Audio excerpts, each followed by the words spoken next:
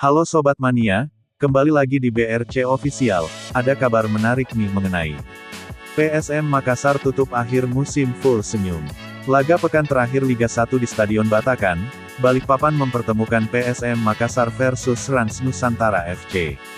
Buat tuan rumah, hasil laga sudah tak berarti apa-apa karena PSM Makassar sudah dipastikan bertahan di Liga 1 musim depan. Sedangkan Rans Nusantara FC perlu usaha terakhir demi lolos dari jerat degradasi, dan melihat hasil dari tim lain. Rans kembali memainkan player manajer mereka, Hamka Hamzah demi menatap laga krusial ini. Sebuah peluang didapat oleh pemain berusia 40 tahun itu pada menit ke-18. Namun tendangan kaki kirinya di dalam kotak penalti masih melenceng jauh dari gawang Reza Arya. Rans mendapat peluang emas pada menit ke-23 setelah wasit menunjuk titik putih. Mitsuru Maruoka maju sebagai eksekutor, ia mampu membuat Reza Arya salah membaca, namun sepakannya melebar. Skor tetap 0-0. Pada menit ke-30, Hamka Hamzah mengalami cedera dan harus digantikan oleh Muhammad Syukron. Pada menit ke-38, umpan Maruoka disontek Tavinho di dalam kotak penalti, namun masih bisa ditepis Reza Arya. Keasikan menyerang, Rans justru kebobolan pada menit ke-43. Kombinasi Yakob Sayuri Victor Mansaray memudahkan pemain nomor 22 itu menaklukkan Hilmansyah, 1-0. Pada penghujung babak pertama, Yakob Sayuri kembali mencetak gol memanfaatkan skrimage di depan gawang, 2-0.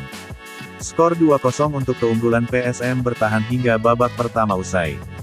Di babak kedua, Rans mencoba lebih menyerang dengan memasukkan dua striker yakni Kusedia Hari Yudo dan Andi Irfan.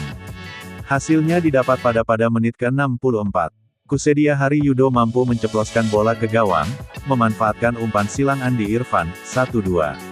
Sayangnya Yudo langsung mengalami cedera usai mencetak gol tersebut. Ia pun langsung digantikan striker lainnya, Kenshiro Daniels. Dalam upaya menyamakan kedudukan, Rans justru kebobolan pada menit ke-79. Tendangan bebas Kenzo Nambu bisa ditepis Himansyah, namun bola lebih dekat ke kaki Adilson Silva yang langsung menyambar bola masuk, 3-1. Rans mendapatkan penalti pada menit ke-90+1, usai Yuran Fernandes melakukan handball di kotak penalti sendiri.